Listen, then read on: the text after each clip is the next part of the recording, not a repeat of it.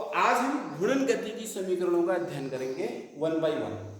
तो पहली जो रोटेशनल मोशन की इक्वेशन है, तो घूर्णन गति की प्रथम समीकरण, घूर्णन गति की प्रथम समीकरण,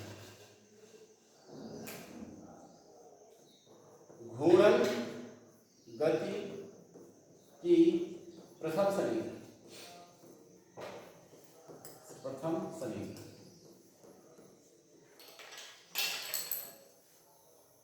घूर्णन गति की जो प्रथम समीकरण है वो क्या है? वो इस तरह से omega D is equal to omega naught plus alpha T.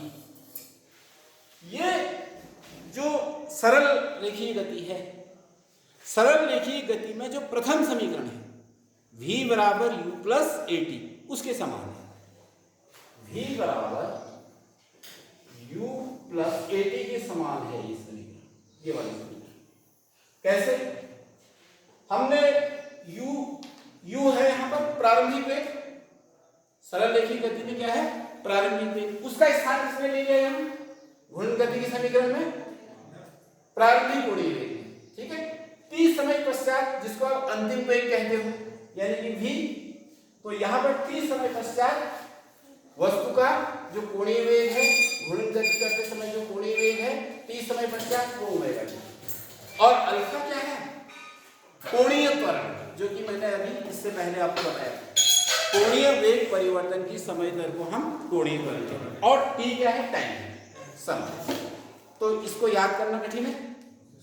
घूर्णन गति की प्रथम समीकरण हम इस तरह से याद करेंगे। अगर मंदन हो रहा हो, अब एक चीज और भी है, तो अगर माना कोई वस्तु पहले से घूम रही है, जैसे माना कोई पहिया है वो पहले से घूम रहा है और अब आप उसको रोकना चाहते हैं, स्टॉप करना चाहते हैं, तो आप उसमें कोई मंदक बल लगाएंगे, बलाघूर्ण लगाएंगे। आप कोई मंदक बलाघूर्ण लगाएंगे तो इससे क्या होगा? उसके कोणीय वेग में गिरावट आएगी, डिक्लाइनेशन आएगा। तो कोणीय वेग में डिक्लाइनेशन क्या शो करता है? मंदन को शो करता है। तो कोणीय मंदन कहेंगे उसे क्या कहेंगे? कोणीय मंदन। तब आपका समीकरण का स्वरूप ये हो जाएगा, omega T is equal to omega naught minus alpha T. तो ये आपकी घूर्णन गति की प्रथम समीकरण है। अब आती है घूर्णन गति की द्वितीय समीकरण। घूर्णन गति की द्वितीय समीकरण, घूर्णन गति की द्वितीय समीकरण। घूर्णन गति की द्वितीय समीकरण क्या है?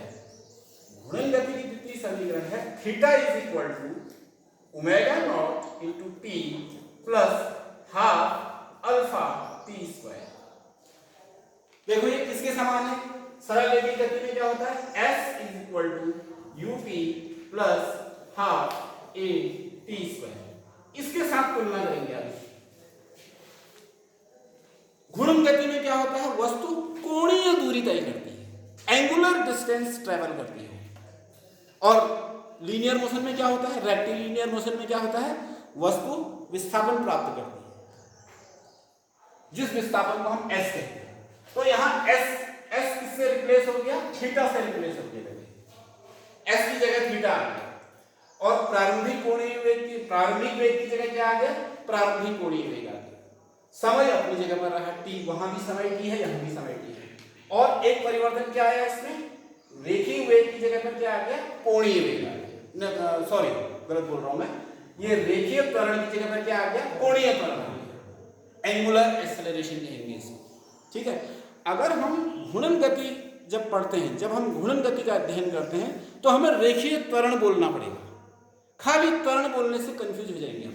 अगर माना आप त्वरण कहते हो तो कौन सा त्वरण? कोणीय त्वरण या रेखीय त्वरण?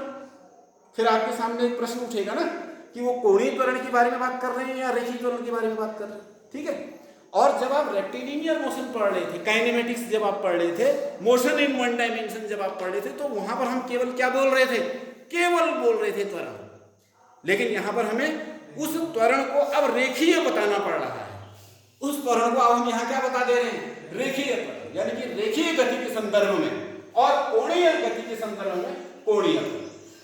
अब इसी प्रकार से अगर मंदन होगा तो क्या हम करेंगे? तो हम माइनस करेंगे। अगर मंदन हो रहा है तो मैं इसी इक्वेशन को लिखूंगा theta is equal to omega naught T minus half alpha T square. ये मंदन के लिए, ये रिटार्डेशन के लिए। अब आती है घूर्णन गति की तृतीय समीकरण। घूर्णन गति की तृतीय समीकरण, घूर्णन गति की तृतीय समीकरण क्या होगी? संगीता बताओ तो क्या होनी चाहिए? अब तो आप अनुमान लगा सकती हैं।